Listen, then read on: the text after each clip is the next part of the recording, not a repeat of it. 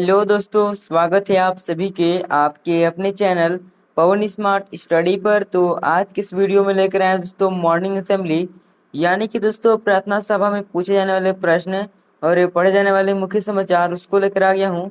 देख लीजिए, दिनांक 7 अगस्त का है दोस्तों, ठीक है। यही लेकर आ गया दोस्तों। अगर आपको वीडियो पसंद लगेगी तो वीडियो को लाइक कर लीजिएगा, एंड दोस्तों चैनल पर नए हो चैनल को सब्सक्राइब कर बेल आइकन को भी ऑल जरूर कर लीजिएगा। तो देख लीजिए दोस्तों, सबसे पहले हम लोग देखेंगे आज का सुविचार, है ना। तो आज का सुविचार देख लीजिए क्या है। हर सुबह आपके पास दो विकल्प होते हैं, या तो अपने सपनों के साथ सोते रहो या उठो और उनका पीछा करो, ठीक है दोस्तों। यही था आज का सुविचार, है ना।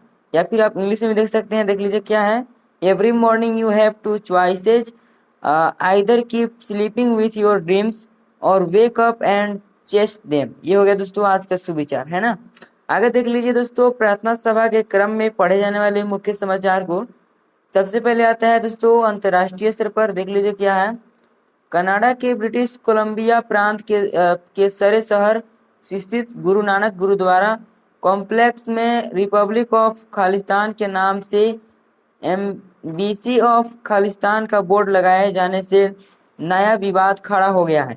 इस कदम ने न सिर्फ स्थानीय राजनीति बल्कि भारत कनाडा संबंधों में भी हलचल मचा दी है। मामले की संवेदनशीलता को देखते हुए इसे लेकर भारतीय पक्ष की भी नज़र बनी हुई है।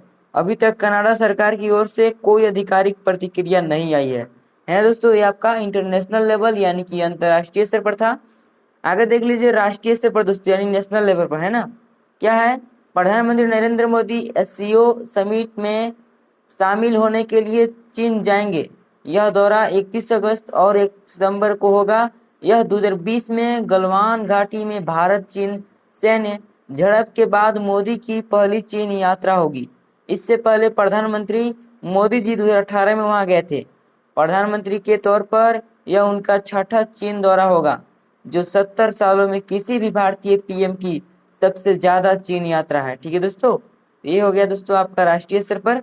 आगे देख लीजिए दोस्तों राज्य स्तर पर क्या है ना। राज्य स्तर पर है दिल्ली के अपोलो अस्पताल में झारखंड के शिक्षा मंत्री रामदास सोरेन की हालत अभी भी गंभीर बनी हुई है ना। डॉक्टरों के अनुसार उन्हें अब तक होश नहीं आया है। वे लगातार लाइफ सपोर्टिंग सिस्टम पर हैं। बीते शनिवार सुबह ब्रेन स्ट्रोक आया था, जिसके बाद वे घर के बाथरूम में फिसल कर गिर गए थे। एपेरिया टेस्ट से होगी मस्तिष्क की स्थिति स्पष्ट। ये आपका राज्य स्तर पर था दोस्तों, है ना। आगे देख लीजिए दोस्तों खेल स्तर पर क्या है।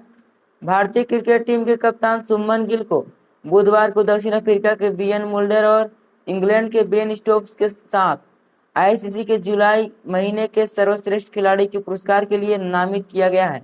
गिल ने इंग्लैंड के खिलाफ हाल ही में समाप्त हुई 5 मैचों की सीरीज में 74.40 की औसत और 4 शतकों की मदद से 754 रन बनाए। ये आपका खेल स्तर पर था। आगे देख लीजिए शिक्षा या करियर या टेक्नोलॉजी आदि के आधार पर दोस्तों क्या है।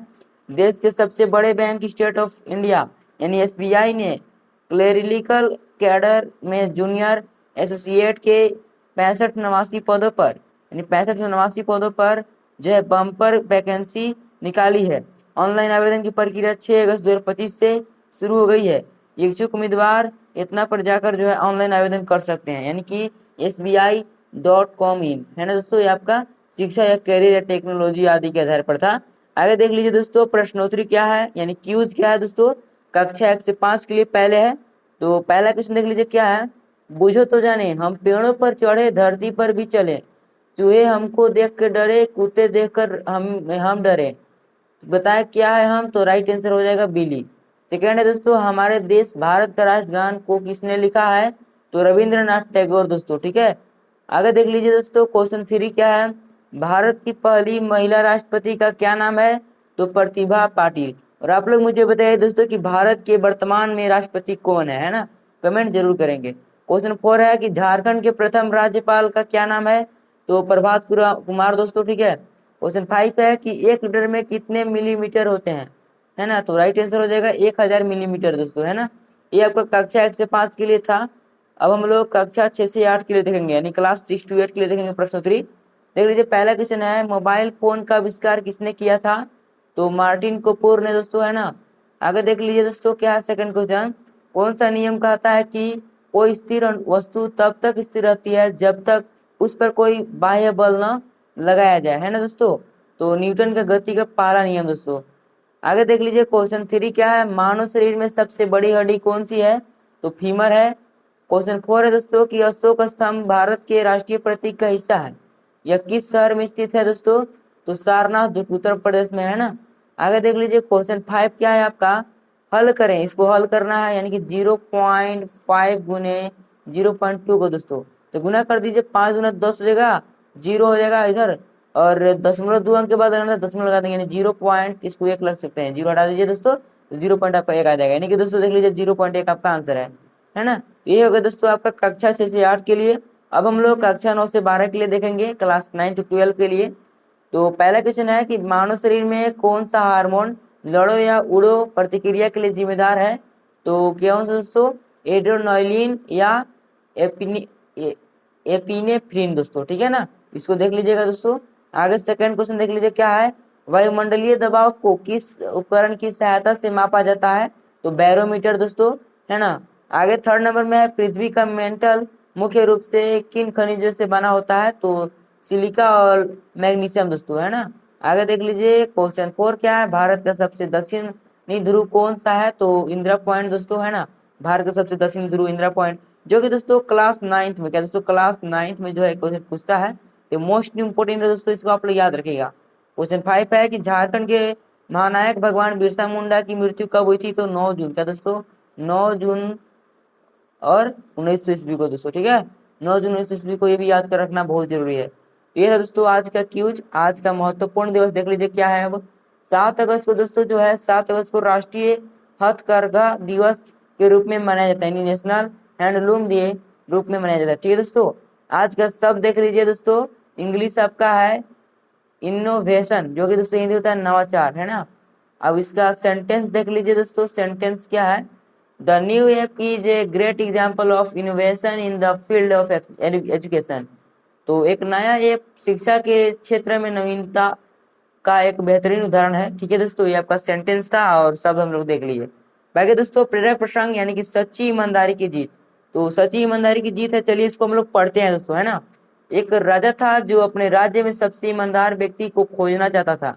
उसने एक तरकीब सोची, उसने राज्य के सभी लोगों को एक बीज दिया और कहा जो कोई इस बीज को उगाकर सबसे सुंदर पौधा लाएगा उसे सम्मानित किया जाएगा। एक लड़का भी था जिसका नाम अर्जुन था, उसने भी वह बीज लिया और उसे गमले में बो दिया। वह रोज उसमें पानी डालता था और उसकी देखभाल करता था, लेकिन बीज से कोई अंकुर नहीं निकला। तो कई हफ्ते बीत गए, फिर भी गमला खाली ही रहा। तो अर्जुन बहुत निराश हुआ। पुरस्कार का दिन आ गया। सभी लोग अपने अपने सुंदर और बड़े पौधों के साथ दरबार में आए। अर्जुन भी अपना खाली गमला लेकर आया, वहां पहुंचा। उसे देखकर दूसरे लोग उसका मजाक उड़ाने लगे। जब राजा ने सभी गमले देखे तो वह एक एक करके सबके पास गया। अंत में वह अर्जुन के पास गया और पूछा, तुम्हारा गमला खाली क्यों है? तो अर्जुन ने पूरी सच्चाई के साथ जवाब दिया, महाराज मैंने इस बीज को बहुत देखभाल से बोया, लेकिन यह नहीं उगा। तो राजा ने, आगे देख लीजिए दोस्तों, कट गया, 1 मिनट, हाँ आगे देख लीजिए क्या है दोस्तों, राजा ने मुस्कुराकर अर्जुन को गले लगाया और कहा, तुम ही हो मेरे राज्य के सबसे ईमानदार व्यक्ति। आगे देख लीजिए क्या है, यह सुनकर सब चौंक गए। राजा ने समझाया, मैंने आप सबको जो बीज दिए थे वे सभी उबले हुए थे, उनसे कोई पौधा उग ही नहीं सकता था। जिन लोगों ने अपने गमलों में पौधे दिखाए उन्होंने बेईमानी की। तो कहानी से सीख क्या मिलता है? इस कहानी से हमें यह सीख मिलती है कि ईमानदारी ही सबसे बड़ा गुण है। भले ही थोड़ी देर के लिए आपको लगे कि ईमानदारी का कोई फल नहीं मिला, लेकिन अंत में सच्ची ईमानदारी की ही जो है ना हमेशा जीत होती है दोस्तों। इसलिए कभी बेईमानी नहीं कीजिए, है ना। फिर आगे देख लीजिए दोस्तों, इंग्लिश में भी आप लोगों का है ना। फिर आगे देख लीजिए छात्र प्रतिज्ञा दोस्तों, तो शपथ जरूर दिलवाइएगा अपने अपने विद्यालय में। इसका पीडीएफ आपको टेलीग्राम चैनल पर मिल जाएगा। तो अभी तक आप टेलीग्राम चैनल व्हाट्सएप चैनल पर नहीं जुड़े हैं तो जुड़ जाइएगा दोस्तों। उसका जो लिंक है डिस्क्रिप्शन बॉक्स में दिया हुआ है, आप वहाँ से जुड़ सकते हैं। और साथ साथ दोस्तों आप लोगों का न्यू चैनल जो आप लोगों को बोला था, उस पर जो है 200 सब्सक्राइब पूरने वाला है। तो उस पर आप लोग का दोस्तों वीडियो आने वाला है दोस्तों, स्टडी टिप्स है दोस्तों, स्टडी टिप्स आने वाला है है ना, तो उसको आप लोग सब्सक्राइब करके रखिए जो सब्सक्राइब नहीं किए हैं। बाकी दोस्तों कैसी लगी वीडियो, अगर वीडियो पसंद लगी होगी तो वीडियो को लाइक कर लीजिएगा। एंड दोस्तों चैनल पर नए होंगे चैनल को सब्सक्राइब कर बेल आइकन को भी ऑल जरूर कर लीजिएगा। और दोस्तों वीडियो को हाइप कर लीजिएगा। चलिए तो मिलते हैं किसी नेक्स्ट वीडियो के साथ, तब तक के लिए जय हिंद जय भारत।